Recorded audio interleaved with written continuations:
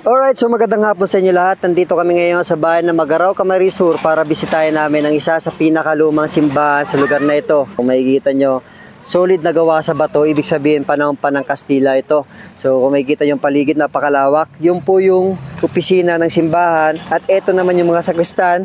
Yan, nasabi ko kanina kung pwede samahan kami pag-vlog after ng misa sa patay. Kaya yun, pinaunlakan naman tayo. Kung makikita nyo, napakalawak ng paligid. Ayan, ito po yung munisipyo ng Magaraw. Pero yung papunta doon sa parting kaliwa ko ay papunta na po yan sa Calabanga, Camarines Sur. At dito naman sa parting kanan ko ay papunta po yan sa Kanaman, going to Naga na rin. Ayan. So sa tuktok ng simbahan ay merong kampanaryo. Unfortunately, hindi po natin yan naakyat kasi nga wala talagang daan. Kung makikita yung lubid na yon na nandoon sa parting kaliwa ng simbahan, ay yun po yung hinihila nila para tumunog ang kampana. Ayan, every time na tatawag sila na magsisimba. Ayan. So, yun. Papasukin natin ang simbahan na ito. Alright, at dito na kami sa loob ng St. Anne Parish. Dito lang makukuha sa bayan ng Magaraw, Camarines Sur. Kung makikita nyo, napakalawak at napakalinis ng simbahan na ito.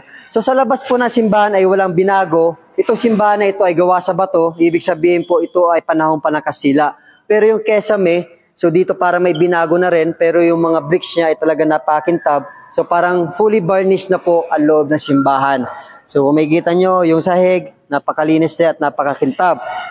So pagpunta namin dito, actually dapat kanina pa kami dito mag-vlog ka. So sakto, may minimisahan na patay. Kaya ngayon na kami nagka-oras para i-cover ang simbahan na ito.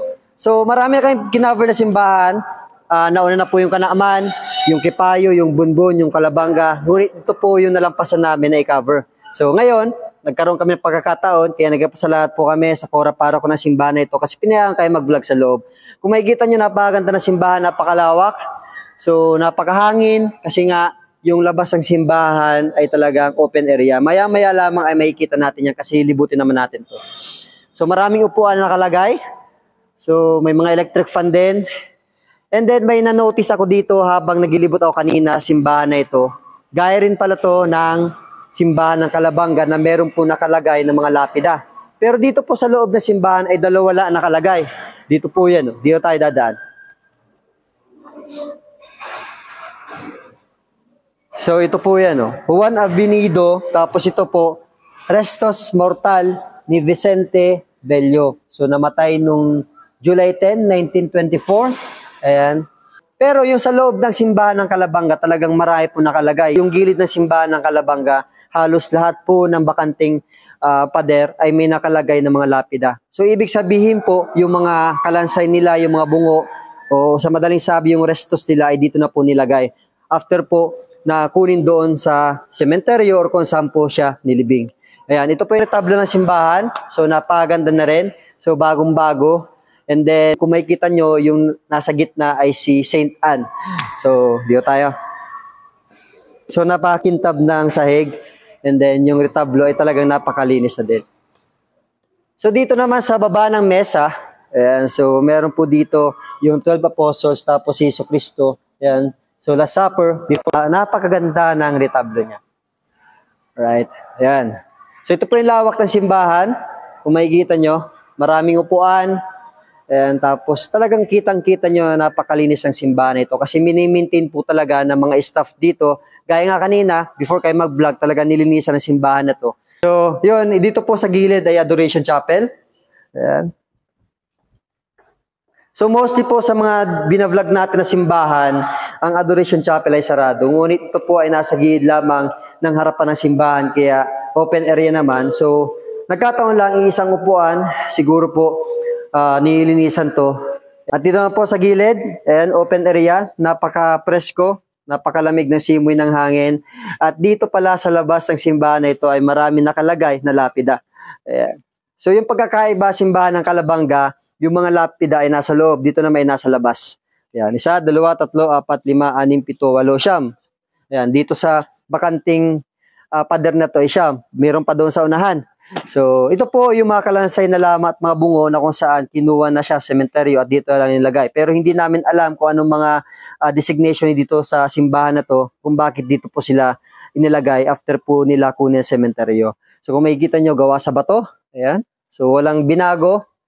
Walang nirenovate. So, ang nirenovate lang dito ay yung loob ng simbahan. So, ayan. Pasok tayo. So, kasama ko mga anak ko, si Ali, si Cassie. Ayan. So, after po nito, ay pupunta kami sa Porta Maray doon po sa Naga Metropolitan Cathedral. So, mag-vlog kami doon. So, ito yung mga sakristan. Ayan. Medyo nahihiya yung sakristan. Kasi kanina, meron dito minimisahan na patay. Sila po yung naging sakristan doon. So, yun. Anong pangalan mo? Jan Joseph. At ito naman si? Gian. So, ilang taon na kayong sakristan dito sa simbahan na to?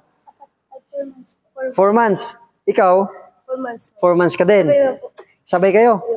Ayan. So, kamusta ang pagiging sakristan? Okay lang. Okay naman. Ilang araw kayo nag-duty dito sa simbahan na ito? I mean, ilang oras? Anong araw? Kunyari po, baga, yung alas 7 o alas 6. Sige. Kunyari po, baga alas 7 o alas 6 o alas 4 po. 6 and 7 ng umaga. Iyo po. Tapos 4 p.m. ng hapon. Ano yan? Linggo? Iyo po, lingko. Tapos pag may mga misa sa patay, sa kasalan, kayo rin yung nagkasakristan dito. Hindi po, ang iba man po. Ilang sakristan kayo dito? 11 po. 11 daw po. 11 na sakristan. So marami. Nag-aaral kayo, no? Iyo po. Saan ka nag-aaral? Sa Central po. Central. So ikaw, ngayon, nakabihis ka na. Saan ka galing?